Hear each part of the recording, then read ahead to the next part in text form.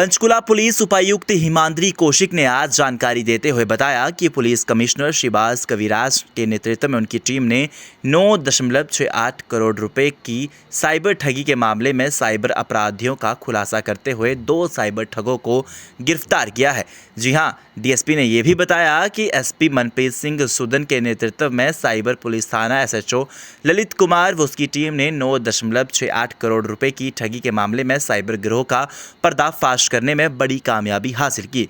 जानकारी के मुताबिक पीड़ित व्यक्ति ललित सिंगला वासी सेक्टर 7 पंचकुला ने शिकायत दर्ज करवाई।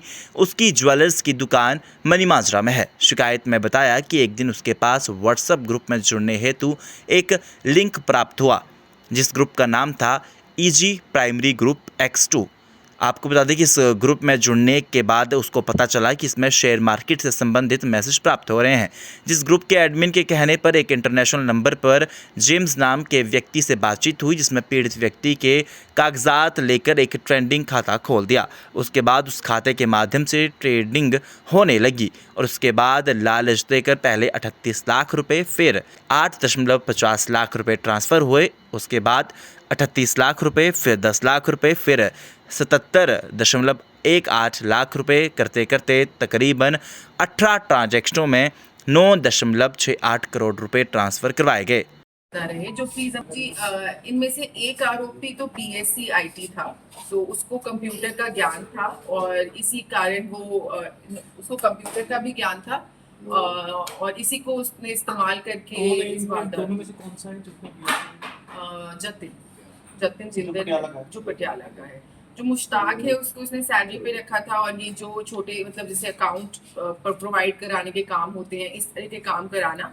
पर हाँ, दोनों ही भागीदार थे इसमें, उनको पता था वो क्या काम कर रहे हैं, कि ये साइबर फ्रॉड कर रहे हैं और ये अपना एक तरह से इसको बिजनेस की तरह ही चला रहे थे और इनके पूरे एक्सपेंशन के भी प्रोग्राम था कि हम और इसको बढ़ा के अपना एक ऑफिस भी खोल लेंगे और किस तरह से लोगों से ठगी करी जाएगी। तो जैसे आपने बताया कि ये बाहर भी भेज रहे हैं पैसा, तो ये कब से चल रहा था? जी अभी देखिए, पहले आपका बता देती हूँ कि अभी तो 2 लोग सामने आए हैं। इसके अलावा जितने भी लोगों को यहाँ से बैंक अकाउंट प्रोवाइड किया गया है उस पर भी हम जाएंगे कि ये भी हो सकता है और हमें फर्जी बैंक अकाउंट मिल जाए और हम लोग इन बैंक अकाउंट से और इन फोन नंबर से अगर बाहर की पुलिस इनको ढूंढ रही हो तो ये लिंक करेंगे और इसमें 2 के अलावा जितने भी लोग होंगे उन तक पहुंचेंगे।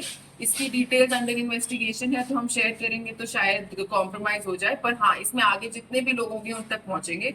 और दूसरे में आपके सवाल पे आऊँ तो ये जो पूरा सिस्टम है, ये जो बैंक अकाउंट्स हैं ये तो अभी प्रोवाइड करे गए हैं, पर हम जो व्हाट्सएप की चैट्स हो गई या पुराना कुछ डिलीटेड डेटा हो गया, इसको फॉरेंसिक एनालिसिस के बाद निकालेंगे कि ये पैसा कैसे मूव करा है, भारत के बाहर ये पैसा कैसे जा रहा है और अगर हमें किसी अतिरिक्त एजेंसी को भी इसकी सूचना देनी पड़ी तो हम वो देंगे। जो आपके शिकायत करता है वो करते क्या, बिजनेसमैन है क्या? हाँ जी, वो बिजनेस करते हैं। इस टीम में कौन कौन लोग शामिल थे? इस टीम में एसीपी मनप्रीत सुदन है, उनकी लीडरशिप के under SHO cyber inspector Lalit और हमारे आईओज हमारे 2 सब इंस्पेक्टर सुखविंदर सिंह और वो रीडिंग टीम में कांस्टेबल सुनील कुमार।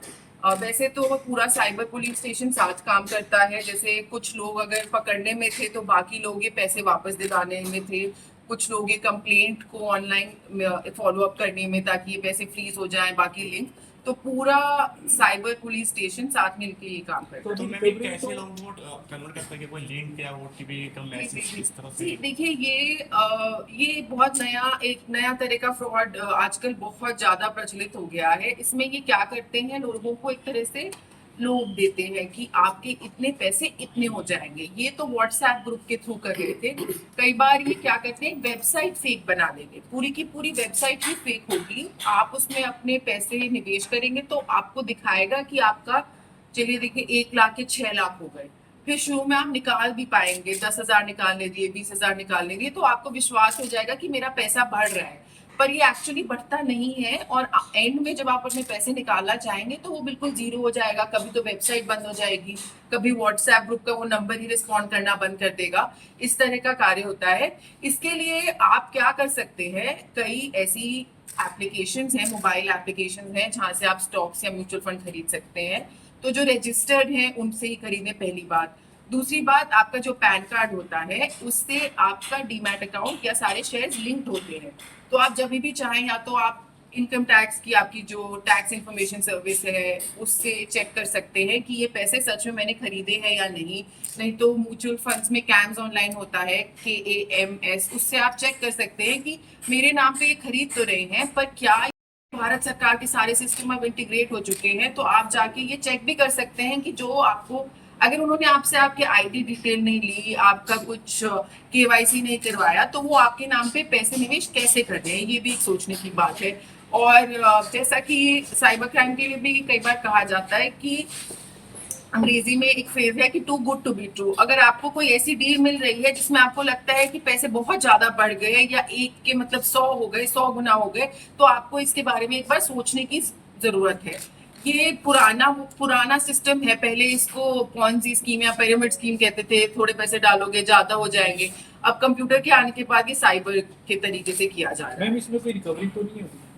रिकवरी पे भी जुटे हैं। बेसिकली जो आपका फ्रीज अमाउंट है जो वापस ऑर्डर हो गए हैं कोर्ट से, वो रिकवरी अमाउंट ही है जो 1.38 करोड़ का तो है। इसमें कितनी ट्रांजैक्शंस में ये सारा पैसा गया मैम?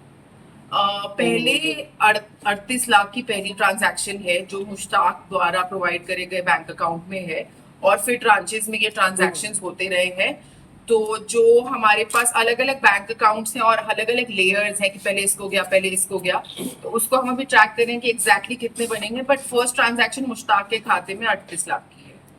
मैम इसके पहले भी कोई बचला पुलिस ने इतनी बड़ी कोई रिकवरी कभी कराई है, कोई ऐसा कोई केस आया है फॉलो किया? देखिए, टोटल जो रिकवरी अमाउंट है सागर थाने का, सारे केसेस मिला के वो काफी ज्यादा है।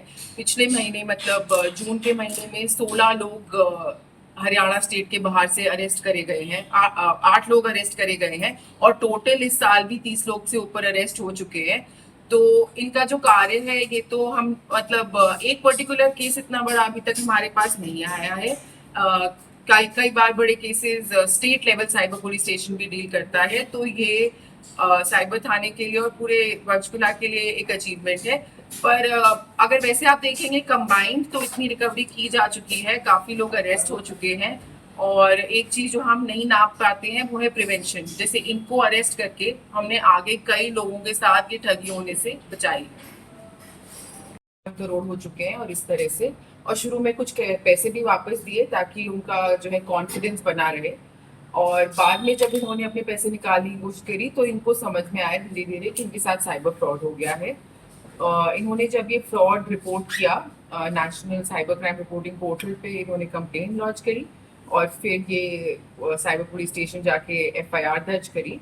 तो उसके बाद 1.8 करोड़ मतलब 1.5 करोड़ से ऊपर 1.8 करोड़ फ्रीज अमाउंट हो गया था, क्योंकि इस हेल्पलाइन ACP मनप्रीत ने ये अमाउंट कोर्ट से सुपरदारी करवाई है उनकी, और अब ये कोर्ट से रिलीज ऑर्डर भी हो गया है और उनको वापस हो गए। इसके अतिरिक्त हमारी इन्वेस्टिगेशन चलते रही, तो इसमें अलग अलग टेक्निकल तरीकों से ट्रैक करके 2 अपराधी गिरफ्तार किए गए। एक मुश्ताक और जो पटियाला का रहने वाला है, और दूसरा है जतिन जिंदल जो भी पटियाला का रहने वाला है। जतिन जिंदल ने जो है वो इसके पीछे मेन जो कहते हैं एक तरह से मास्टरमाइंड का काम किया है। उसने 4 लोगों को सैलरी पे रखा था इस साइबर फ्रॉड के लिए, और वो इन लोगों से फेक बैंक अकाउंट, मतलब जो लोग होते हैं उनके बैंक अकाउंट तो अपने ठीक ID पे लेते हैं, पर फिर वो अकाउंट इनको हैंड ओवर कर देते हैं। तो ये अकाउंट हैंड ओवर किए गए और इन बैंक अकाउंट में ही ये पैसा भेजा गया। और अभी तक हम इसमें आगे भी चल रहे हैं कि और कितने लोग इन्वॉल्व हो सकते हैं। ये जतिन कमीशन बेसिस पे काम करता था, जितना फ्रॉड अमाउंट होता था उसमें से इसको कमीशन मिलती थी, और यही वो कमीशन से आगे सैलरी भी देता था लोगों को। अभी तक जो सामने आया है कि फाइनली ये पैसे इंडिया के बाहर जो कुछ हमारे अक्यूज्ड हैं उनके पास भेजे जा रहे हैं।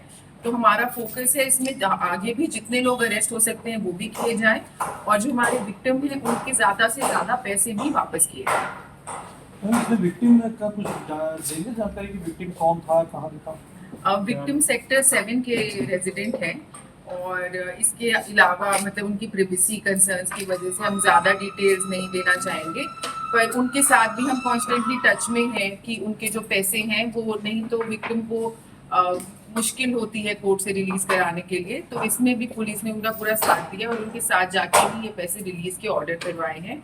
तो जो फ्रीज अमाउंट है वो रिलीज हो जाता है। जैसे कि हम लोगों को जानकारी भी देते हैं कि पहले तो हमें साइबर अपराध का विक्टिम बनने से खुद को रोकना है, और अगर आपके साथ ऐसा हो भी जाता है तो जितने जल्दी से जल्दी आप ये कंप्लेंट लॉन्च करेंगे आपका अमाउंट फ्रीज हो जाता है, यानी जिसके खाते में गया है वहां रोक लिया हेल्पलाइन है उस द्वारा, और फिर ये पैसा वापस आने में आसानी हो जाती है, भले ही मतलब। पंचकुला से विजय श्योर की रिपोर्ट।